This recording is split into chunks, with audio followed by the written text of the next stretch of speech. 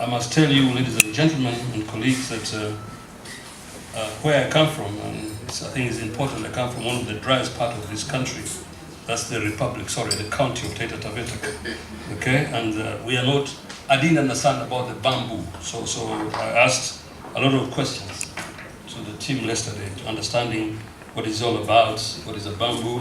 I didn't know it's a hard tree, I didn't know that a bamboo does wonderful things, but I'll leave that for them to be able to come and explain to us. I understood yesterday that bamboo is an important source of wood mass in many parts of the world, and due to its viability and quick growth and its properties, it's one of the most important plants or trees, I would say, that exist in this world. And I understand China is a very big grower of this bamboo, and the idea around today is about how we as Kenyans also could leverage this opportunity to advance our country. There are so many other things that have been associated with the bamboo in terms of its extended benefits: soil conservation, erosion control. And I did also discover that actually you can make cloths from bamboo. So some of these things, I think most of you will find it for the first time. One of the most important things, and I think I'll leave to the team that is here today to discuss, is about the business concept that they're coming through with. I'm informed that the company is using what they're calling gated community forest concept as the main vehicle for which to develop the bamboo plantations, with the intention of creating sufficient volumes in close enough areas to support a world-class bamboo factory. So we'll hear much of that, because it's about, I think it is a very novel idea.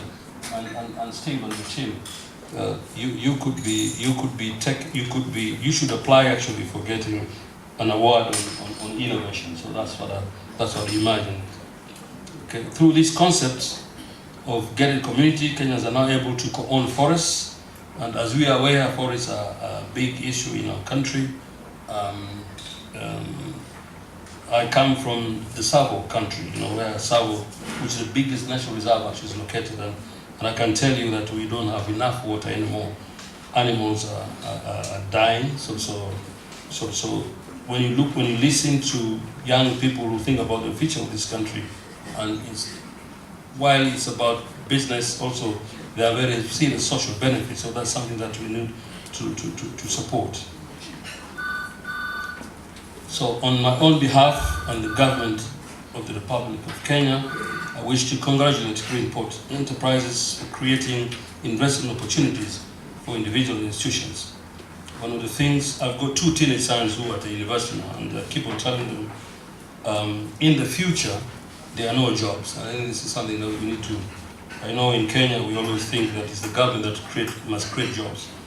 I want to tell you, without absolutely fear of contradiction, the role of the government is to create an enabling environment so that individuals can exploit their potential. So when I see such young people deciding not to seek government jobs, but to leverage the environment that we've created as a government to create their own future, that's the way to go. So I'm sure most of you are parents here, maybe with younger children, but when you start getting children like mine, they start talking about what do we do in the future. So I think that's very, very important.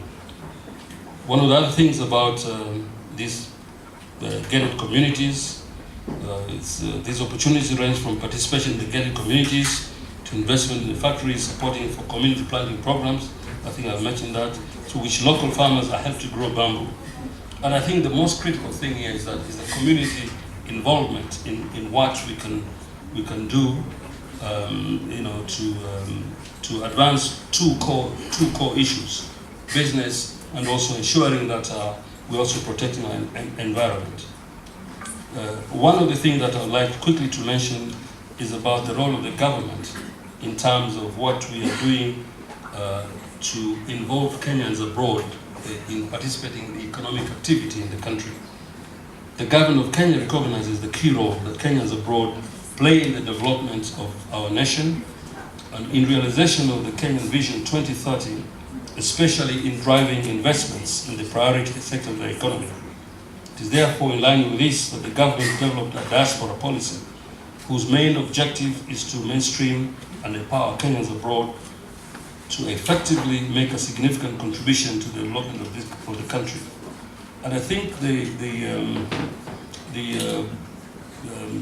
been following up what we've been doing as a mission, as a ministry and as a mission, is that we have placed a very high premium value on our diaspora. And this is part of one of our key pillars in our foreign policy. Last year, Mr. Chairman was here. I will tell you that we had a meeting with the ambassadors meeting with the president, and then it was followed by a diaspora conference. And the key theme around that is that how do we as a country leverage and ensure that the diaspora living outside Kenya actually is beneficial to our national interests. And I'd like to congratulate you as the diaspora, because in the past 3 years, and consistently, we have sent in more money to Kenya in dollar terms, in hard currency, than tourism and horticulture. So we are perhaps the #1 contributors to the Kenyan economy, which is about almost $2 billion there. So congratulations. I think that's a very, very important achievement. And we're looking forward to continuing involving you people in terms of having bring you back closer to home. The 2020 Constitution foresaw this, and the draft of the Constitution agreed with the diaspora in making sure that we allow dual citizenship, so spouse and spouses of both can actually confer citizenship. The reason for doing that is that whilst we recognize that we need to work outside Kenya, we want you also to be part of our national development.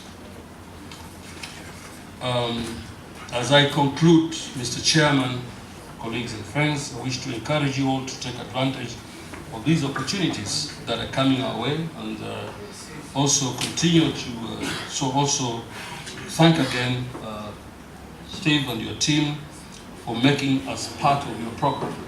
I'm hoping that as we go through your presentation today, there's going to be serious interest, and I urge you to listen very carefully. As the chairman said, before my life in the government, I used to be in the corporate sector, so I will listen very carefully, because I intend also to invest in the future of our country. Thank you very much. God bless you, and have a nice day.